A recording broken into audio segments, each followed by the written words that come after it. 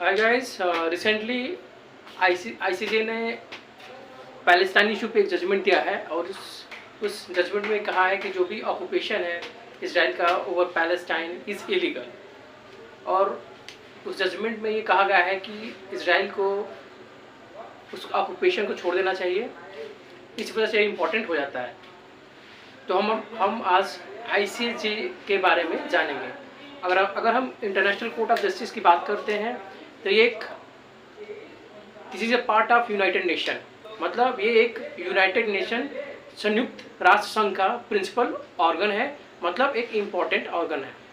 United nation के 6 principal organ है और उनमें से ये एक है। इस वजह से काफ़ी इम्पोर्टेंट हो जाता है।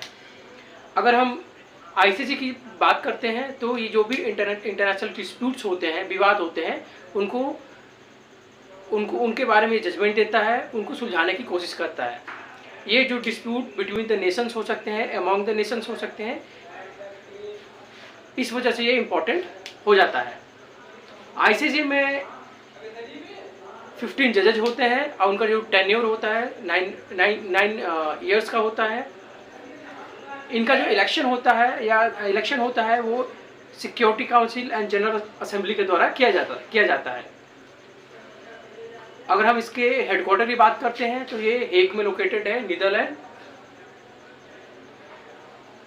जो करंटली जो इंडियन जज एट आईसीजे हैं वो धलवील भंडारी हैं, जो इंडियन जज at international court of justice में इलेक्टेड है। जो फर्स्ट इंडियन जज at ICJ was doctor Nagendra Singh. ये पहले भारतीय जज आईसीजे अंतर्राष्ट्रीय न्यायालय में थे। एक और इम्पॉर्टेंट फैक्ट हम यह जानेंगे, एक इंटरनेशनल क्रिमिनल कोर्ट होता है, तो आईसीसी और आईसीजे में डिफरेंस है।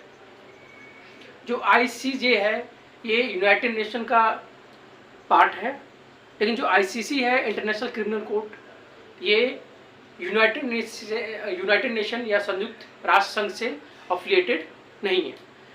आईसीसी का जो क्रिएशन हुआ था इन 2002 में हुआ था अंडर रोम स्टैट्यूट। जो आईसीजे, अब अगर हम मेंबर्स की बात करते हैं तो जो भी यूनाइटेड नेशन के मेंबर होते हैं बाय डिफ़ॉल्ट आईसीजे के मेंबर हो जाते हैं, अंतर्राष्ट्रीय न्यायालय के मेंबर हो जाते हैं। लेकिन आईसीसी में ऐसा नहीं होता है। हर कंट्री को, ईच एंड एवरी कंट्री को जो रोम स्टैट्यूट है उसको रेक्टिफाई करना पड़ता है।